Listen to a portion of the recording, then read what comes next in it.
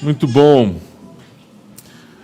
Nós estamos na terceira mensagem desta série.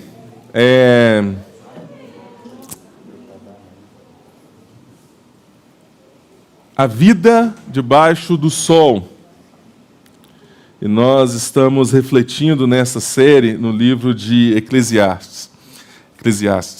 E como Deus tem falado ao nosso coração nesses dias, nesse tempo dessa série. Falando com o culto, terminou semana passada, cheguei ali conversando com o Jota, que fica ali na transmissão, estávamos guardando algumas coisas, e eu comentei com ele, falei, Jota, que livro atual. Como que o livro de Eclesiastes ele pode ser tão atual? Ele olhou para mim e falou, uai, porque nada muda debaixo do sol. Eu falei, tá certo. Justamente. Então, como Deus tem falado aos nossos corações durante essa série. Hoje eu quero começar com uma pergunta. Na sua opinião, pensando aí, como será o mundo pós-pandemia? E há algum tempo, logo quando a pandemia começou, nós vimos uma curva, crescente de generosidade, as pessoas se importando às vezes mais umas com as outras, e aí nós criamos algumas expectativas de como vai ser o pós-Covid. O mundo talvez será mais generoso. Nesse tempo de isolamento que nós vivemos, provavelmente nós vamos então valorizar mais os relacionamentos. Diante de um cenário onde nós perdemos tantas pessoas, tantos amigos, talvez provavelmente a vida, ela terá mais valor, mais significado, mais propósito. E essas são as nossas expectativas.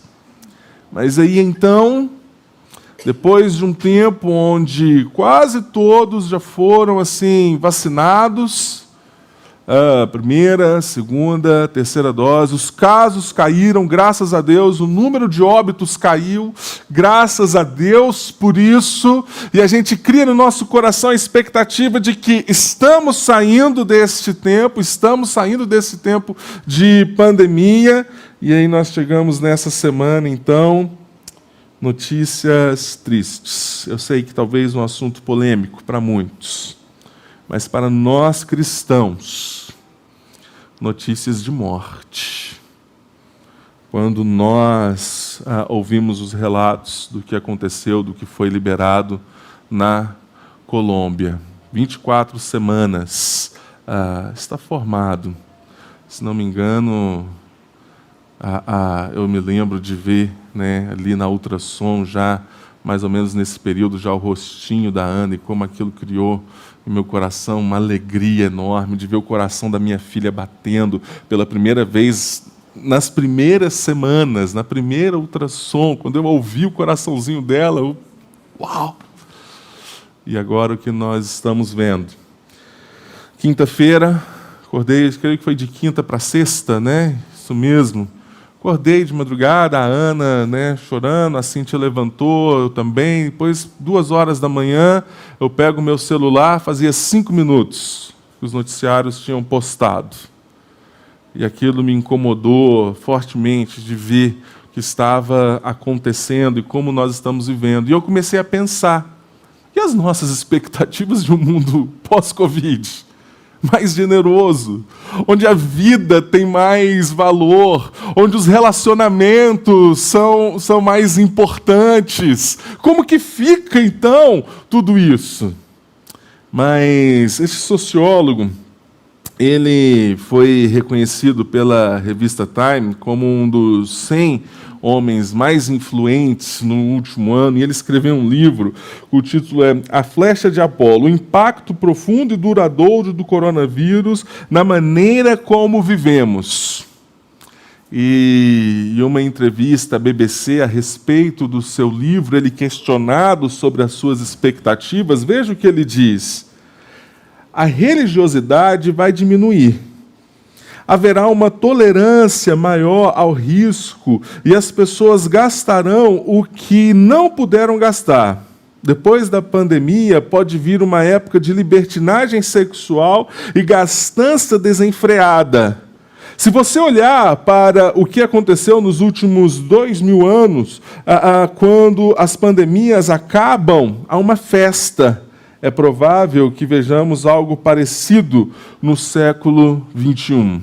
Na opinião deste homem, isso é algo positivo, mas vendo outros sociólogos olhando para a história das pandemias, muitos dizem que a sociedade não melhorou, mas ela entrou em um declínio moral e piorou. Porque aquilo que ela não pôde fazer, ela vai fazer. Mas depois de um período onde o mundo teve com tanta pressão, tantas pessoas morrendo, essas pessoas se libertam então daquele momento e há uma explosão, que é o que ele diz que provavelmente vai acontecer. Com isso, aumenta a ganância, a solidão, o egoísmo. E o que nós vemos, então, essa imagem que passou várias vezes na internet. 2020, tenho certeza que quando a pandemia terminar, seremos mais humanos. 2022, uma guerra e as notícias que nós vemos. O fato é que isso tudo acontece por causa da falta de sentido, a falta de propósito no coração do homem. A falta de sentido para a vida é algo que coloca o ser humano em risco. Porque o ser humano, quando ele não tem um propósito, um sentido de vida maior do que aquilo que nós vivemos aqui de forma terrena, quando o ser humano não tem um sentido, um propósito de vida maior do que aquilo que está debaixo do sol, ele se torna altamente perigoso. Porque a sua vida está voltada apenas, por assim dizer, entendam, para o estômago, para os desejos, para essa busca desenfreada. E o resultado é o que nós estamos vendo. Por isso, no capítulo 4 de Eclesiastes, Salomão ele vai falar sobre esse desafio. A vida debaixo do sol é sem sentido. Abra sua Bíblia, Eclesiastes capítulo 4. O texto está projetado, mas você pode acompanhar, tanto aqui como também com o seu texto sagrado. Eclesiastes capítulo 4. A palavra do Senhor, ela diz assim: vi ainda todas as opressões que se fazem debaixo do sol. Vi as lágrimas dos que foram oprimidos sem que ninguém os consolasse. Vi a violência na mão dos opressores sem que ninguém consolasse os oprimidos. Pelo que tenho por mais feliz os que já morreram, mais do que os que ainda vivem. Porém, mais que uns e outros, tenho por feliz aquele que ainda não nasceu e não viu as más obras que se fazem debaixo do sol. Então vi que todo o trabalho e toda destreza em obras provém da inveja do homem contra o seu próximo. Também isso é vaidade e correr atrás do vento. O tolo cruza os braços e come a própria carne, dizendo: melhor é um punhado de descanso do que ambas as mãos cheias de trabalho e correr atrás do vento. Então considerei outra vaidade debaixo do sol. Isto é, um homem sem ninguém, não tem filho nem irmão. Contudo, não cessa de trabalhar, e seus olhos não se fartam de riquezas. E não diz: para quem trabalho eu, se nego a minha alma os bens da vida? Também isso é vaidade e enfadonho trabalho. Melhor é serem dois do que um, porque tem melhor paga do seu trabalho. porque se caírem, um levanta o companheiro. Ai, porém, do que estiver só, pois caindo não haverá quem o levante. Também, se dois dormirem juntos, eles se aquentarão, mas um só, como se aquentará? Se alguém quiser prevalecer contra um, os dois lhe resistirão. O cordão de 3 dobras não se rebenta com facilidade. Melhor é o jovem pobre e sábio do que o rei, velho e insensato, que já não se deixa admoestar. Ainda que aquele saia do cárcere para reinar, ou nasça pobre no reino deste, vi todos os viventes que andam debaixo do sol com o jovem sucessor, que ficará no lugar do rei. Era sem conta todo o povo que ele dominava. Tampouco os que virão depois se hão de regozijar nele.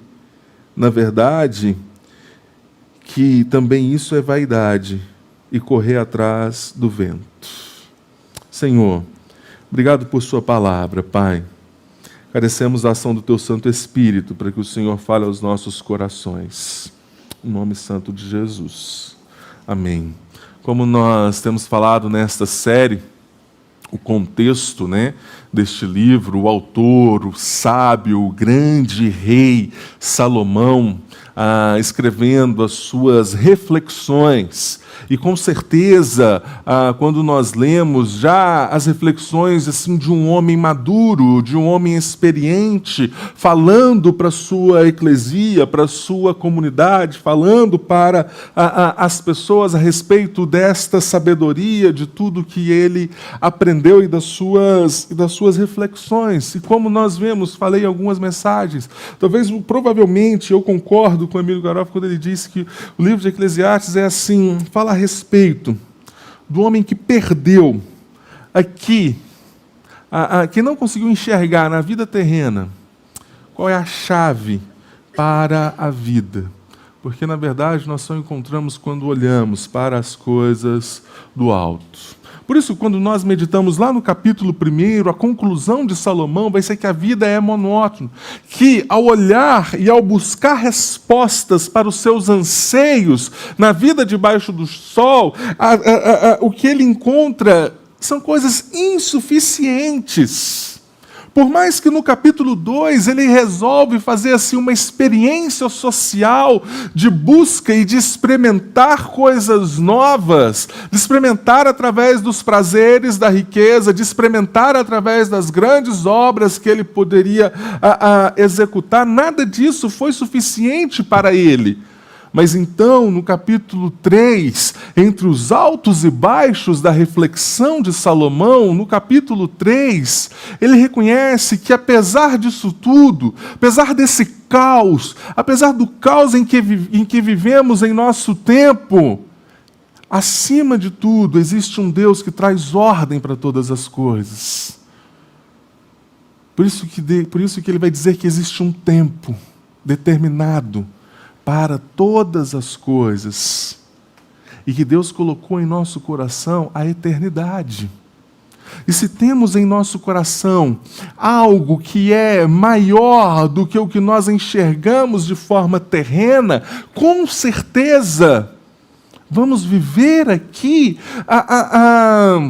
de forma a passarmos por aflições, porque não encontramos na vida terrena debaixo do sol aquilo que nós encontramos, aquilo que Deus coloca, somente Ele pode colocar em nosso coração. Então, no capítulo 4, ele vai começar dizendo, vi ainda, o que provavelmente é uma continuação que ele está fazendo da sua reflexão lá do capítulo 3, do versículo 16, quando ele fala a respeito da injustiça e da maldade. Então, agora ele continua essa reflexão. Se nos seus altos e baixos, no capítulo 1 e no capítulo 2, ele está buscando assim em coisas internas, respostas no que diz, no que ele pode fazer. em como ele pode usufruir dos recursos e da riqueza que ele tem, como ele pode usufruir e ter das suas riquezas e das suas obras. E nisso, que parte dele, do que ele pode fazer, ele não encontra as respostas. Agora, no capítulo 4, ele vai saltar para questões externas a ele. Onde ele então pode encontrar essas respostas para a sua vida? E quando nós olhamos para todo o capítulo, por 3 vezes, nos 3 blocos de texto, ele vai dizer, e aí que eu uso a versão NVT, é sem sentido. Não faz sentido. Isso é correr atrás do vento. Isso é vaidade. Então ele reconhece que a vida debaixo do sol ela é sem sentido. Isso está de acordo com o que Agostinho, justamente, ele vai falar mesmo. Fizeste-nos, Senhor, para ti, e nosso coração anda inquieto, enquanto não descansar em ti. Enquanto a nossa vida, enquanto o nosso coração não descansa em Deus, a vida debaixo do sol é perturbadora e sem sentido. E aí Salomão ele argumenta por que a vida é sem sentido. Em primeiro lugar, por causa da ganância. Veja do versículo 1 ao versículo 6. Na verdade, vamos por partes. Na primeira parte, do versículo 1 ao versículo 3, Salomão ele vai estar falando sobre a corrupção humana. E o versículo 1 diz, vi ainda todas as opressões que se fazem debaixo do sol. Salomão ele está dizendo, vi ainda toda a corrupção que se faz debaixo do sol. E aí, quando a gente lê, a gente não sabe que esse texto é de Salomão, que foi escrito há milhões de anos atrás. Se este texto, o trecho desse capítulo, se está estampado em um jornal da nossa época, em uma revista, claramente nós iríamos reconhecer que é um texto escrito hoje, mas não. Porque fala a respeito da corrupção. Mas, quando nós olhamos para a história de Israel, para a história do povo de Deus, Israel ele tinha sim um sistema judiciário muito sofisticado. E é assim que Jetro ele vai instruir a Moisés, quando Moisés está julgando, ouvindo as pessoas, ouvindo a causa das pessoas, ele olha e diz, você não vai dar conta, isso precisa ser organizado, você precisa de uma estrutura.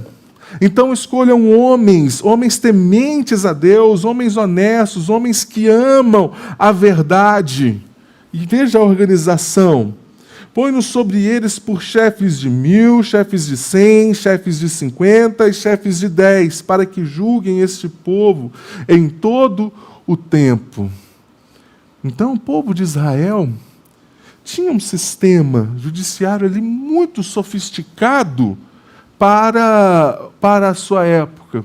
E Moisés, por muitas vezes, advertiu o povo como eles deveriam julgar este povo. Veja Levítico, capítulo 19, versículo 15, vai dizer, com justiça julgarás o teu próximo.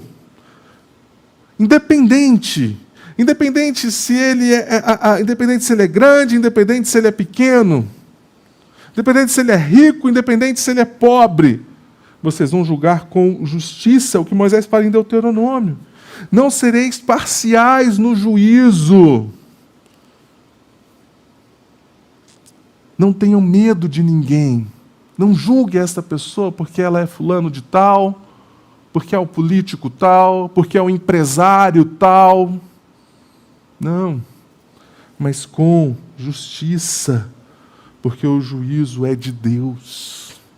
É assim que eles foram instruídos, é assim que este povo, que essa nação foi ensinada.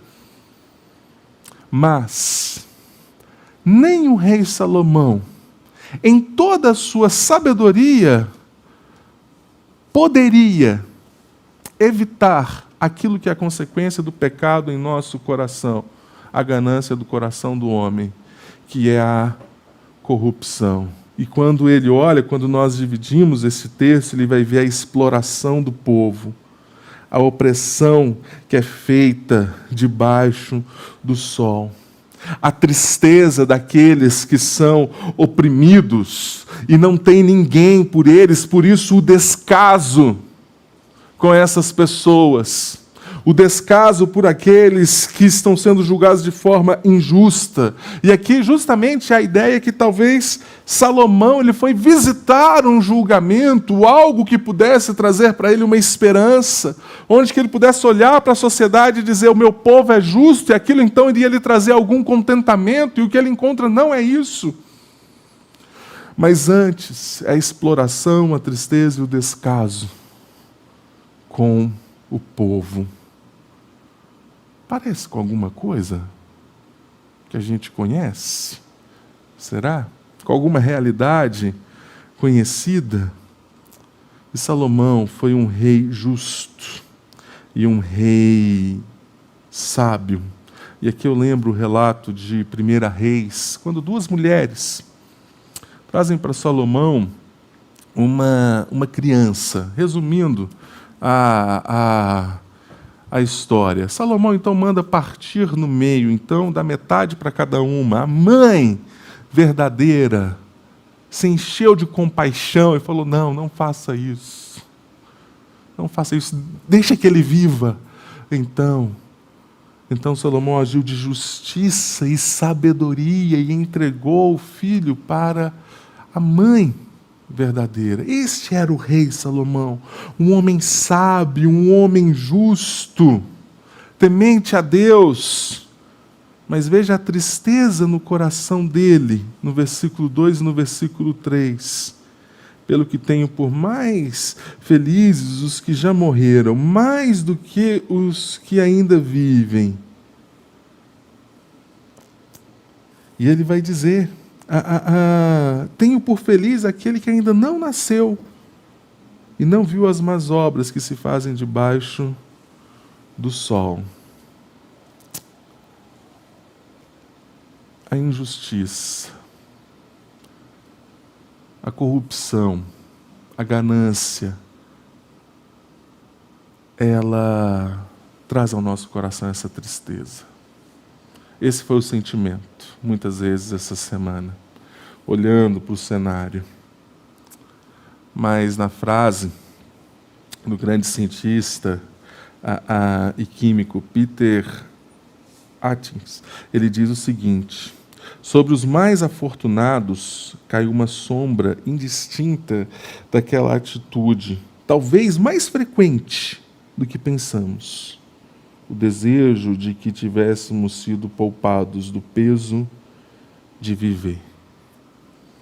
Muitos são aqueles que chegam a um ponto da vida, que têm muitos recursos, que desfrutam de tudo que a vida, como Salomão, poderia oferecer, dos melhores vinhos, das melhores comidas, das melhores festas, dos melhores lugares, mas o coração é tomado pela falta de sentido e propósito, que eles pensam: para quê?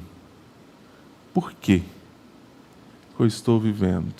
Melhor seria se eu não tivesse, então, nascido. E, em geral, isso acontece muito com aqueles, como diz o cientista, os mais afortunados. Existe uma linha de pensamento onde muitos, nessa semana, falando a respeito do aborto, apenas abrindo um parênteses aqui na nossa mensagem, muitas pessoas usam um texto de Eclesiastes capítulo 4 para defender o aborto. Então, mas John Piper, ele diz o seguinte: o escritor de Eclesiastes, falando assim, está falando as palavras de um homem desesperado, não de um homem de fé. As palavras, mesmo que se fossem dessa forma, mesmo que Salomão estivesse falando a respeito do nascimento, as palavras de Salomão não são uma ordem para o assassinato. É um momento, altos e baixos. Não podemos ler o livro de Eclesiastes somente a partir do capítulo 4. Assim como também quando nós falamos nas nossas séries em Jó, nós não podemos ler Jó a partir de poucos capítulos.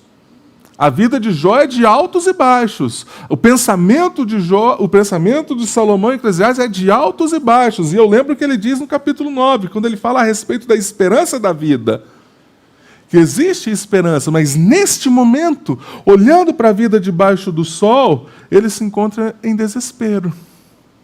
Por isso que ele trata a respeito da corrupção como resultado dessa ganância, mas em segundo, ele trata a respeito do trabalho, em como o homem vive o seu trabalho. E ele vai colocar algumas características de alguns homens. Talvez o primeiro, um homem diligente, um homem responsável, um homem aplicado, um homem empenhado.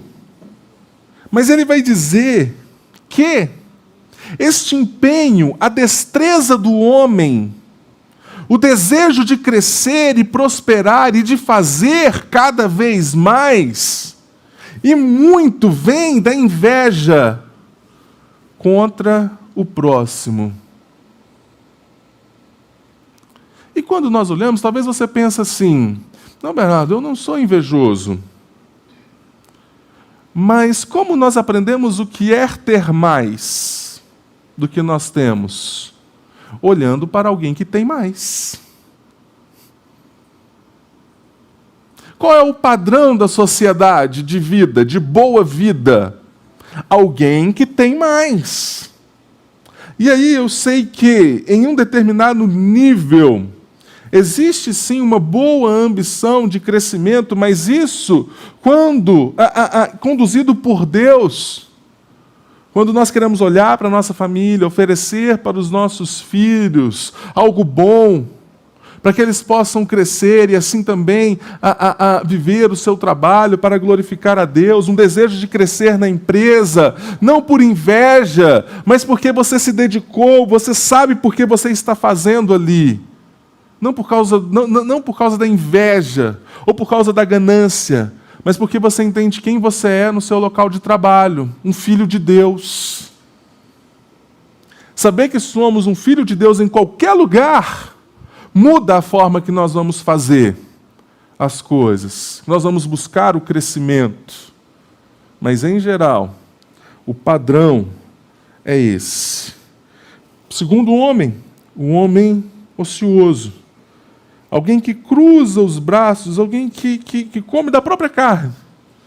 Aqui, que cruza os braços para a vida e diz: não, é melhor eu ter aqui o que eu já tenho na mão, descanso, do que ter as duas mãos cheias de trabalho. Não. Um homem preguiçoso. Alguém que não lida bem, que não entendeu o que é o trabalho. O trabalho faz parte, sim, daquilo que Deus nos ordenou lá em Gênesis, capítulo 1. Porque quando Deus criou o homem, Ele diz, você precisa cuidar, você precisa cultivar, você precisa cuidar desta terra, dar nomes aos animais. Isso era trabalho já. Mas Ele trabalhava para o seu rei, para o seu Senhor. E este homem, um homem preguiçoso, assim como o ganancioso, às vezes aquele que é movido pela inveja, o preguiçoso também é movido somente pelas suas causas. E o último, quando nós entendemos de uma forma melhor o que Salomão está falando, um homem equilibrado. Melhor um punhado de descanso do que ambas as mãos cheias de trabalho. E o que eu lembro que Paulo diz para Timóteo: de fato, grande fonte de lucro é a piedade com o contentamento. Ter uma vida equilibrada entre o descanso e o trabalho demonstra o nosso contentamento com o Senhor. Porque é Ele quem nos acrescenta, é Ele quem dá dia após dia. Porque a ganância, meus irmãos, ela transforma os nossos valores. A ganância, ela transforma, ela nos tira o sentido da vida. Por isso que Jesus, ele vai alertar: tende cuidado e guardai-vos de toda e qualquer avareza, e que a avareza é ganância. Porque a vida de um homem não consiste na abundância dos bens que ele possui. A vida não é isso somente. Tenham cuidado. Segundo lugar, a vida debaixo do sol é sem sentido quando vivemos para nós mesmos. E aqui eu começo com uma pergunta para analisarmos a partir do versículo 7. Qual o sentido em ter, em fazer, para não compartilhar? Com ninguém. E é isso que Salomão ele vai falar. Então considerei outra vaidade debaixo do sol. Isto é, um homem sem ninguém, que ele não tem filho, nem irmã. Contudo, mesmo assim, ele não cansa de trabalhar. Mesmo assim, os seus olhos ainda não cansam de querer mais e mais e mais. Chega uma hora, essa pessoa ela se pergunta, para que eu trabalho? Para quê? Para quem? Por que eu estou aqui fazendo isso? Então, se não tem com quem compartilhar. E como nós enfrentamos, querido, um mundo em solidão. E veja as consequências, olhando para um blog de um grupo de médicos profissionais da área de saúde, eles falando a respeito das consequências da solidão. Começa com até pressão alta. Porque alguém solitário pode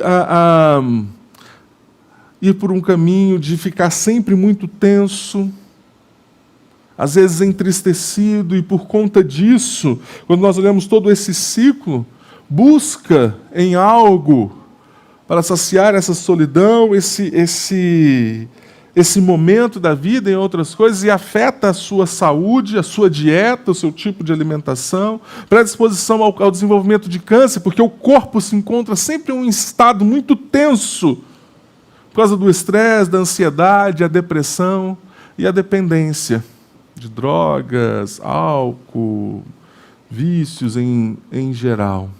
Veja as consequências disso. Veja as consequências para aquilo que Salomão está falando no texto, para as nossas vidas. Por isso, do versículo 9 ao versículo 12, Salomão vai falar o que é melhor. A importância dos relacionamentos. Porque quando vivemos sozinhos, isolados, somente fazendo tudo para nós mesmos, isso uma hora se torna sem sentido, isso tem consequências até para a saúde. Mas Salomão vai dizer, quando isso é compartilhado, a recompensa é melhor, tem melhor paga do seu trabalho. Quando um cai, um outro pode ajudar a levantar, podem enfrentar as dificuldades juntos. E aqui Salomão termina dizendo que um cordão de 3 dobras, ele não quebra facilmente, ele não parte facilmente. E aqui, meus irmãos, eu sei que esse texto muitas vezes é usado para o casamento, mas Salomão não está falando somente de uma relação de casamento. Mas o que é quando ele diz o cordão de 3 dobras? É como se ele estivesse dizendo, então e o de 4? Então e o de 5? E de 6, então? É melhor caminhar com as pessoas, é melhor caminharmos unidos. Então, queridos, a igreja nos proporciona algo fantástico, que é uma família. E é o que Paulo diz, ora, vós sois corpo de Cristo, e individualmente membros desse corpo. Por mais que alguém possa caminhar, viver sozinho, e que nós vamos ver muito nessa geração, na igreja nós somos um corpo. A importância dos relacionamentos uns com os outros. Porque distantes disso, sozinhos, uma hora a vida você vai perceber que ela é sem sentido. Terceiro e último lugar, rapidamente, porque nós não encontramos nas coisas terrenas, queridos, não encontramos sentido, não o encontramos nessas coisas. Veja o versículo, a partir do versículo 13. E quando nós olhamos, melhor o jovem pobre e sábio do que o rei velho e insensato, que já não se deixa de molestar. Ainda que aquele saia do cárcere para reinar, ou nasça pobre no reino. Na Bíblia nós temos uma história em que talvez alguns historiadores, alguns estudiosos, teólogos, diz que Salomão está mencionando a história de José aqui. Ainda que ele foi vendido pelos seus irmãos, feito escravo, foi preso, este reinou então com sabedoria. E o que Salomão está usando aqui, esse jogo de comparações entre o jovem e o rei, ele está usando isso aqui para falar a respeito de riqueza e poder. Porque em um momento, muitos ficaram do lado de José.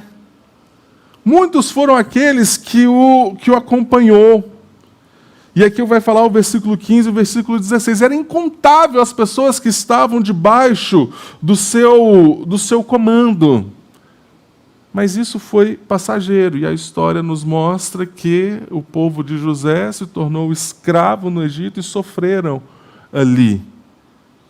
As coisas debaixo do sol, elas são passageiras, a riqueza e o poder. E eu gosto da tradução da NVT no versículo 16. Mas depois surge uma nova geração que o rejeita. Isso também não faz sentido. É como correr atrás do vento.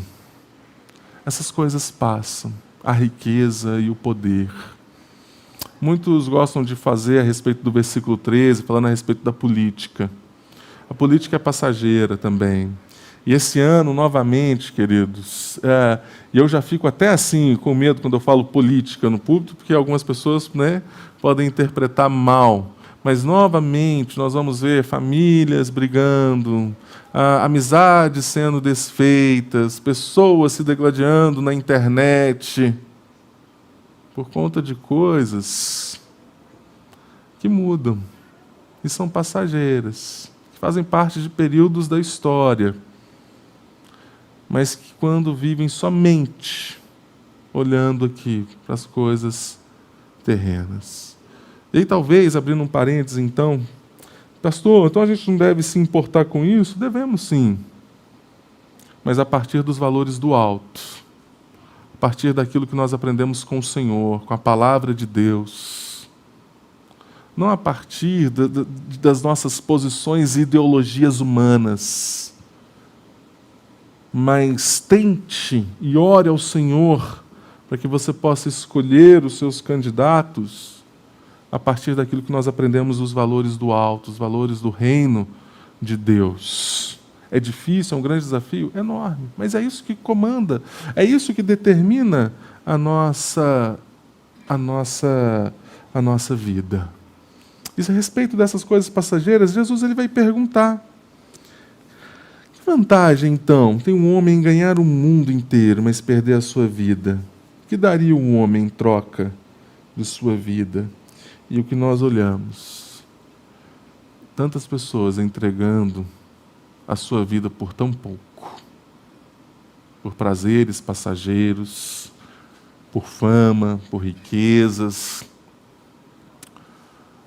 por tão pouco, entregando as suas vidas. Se a vida debaixo do sol é sem sentido, nós cremos naquele que nasceu, que viveu, que morreu e ressuscitou, e que manifestou o que é o sentido da vida. Não algo somente terreno, mas algo eterno. Eu termino com 1 João, versículo 1 e 2. O que era desde o princípio, e o que temos ouvido, e o que temos visto, com os nossos próprios olhos, o que contemplamos e as nossas mãos apalparam com respeito ao verbo da vida. A vida se manifestou. E nós a temos visto, e dele demos testemunho, e anunciamos a vida eterna, a qual estava com o Pai e nos foi manifestada. A vida eterna, a eternidade no coração, é isso que traz sentido para a nossa vida. Feche seus olhos.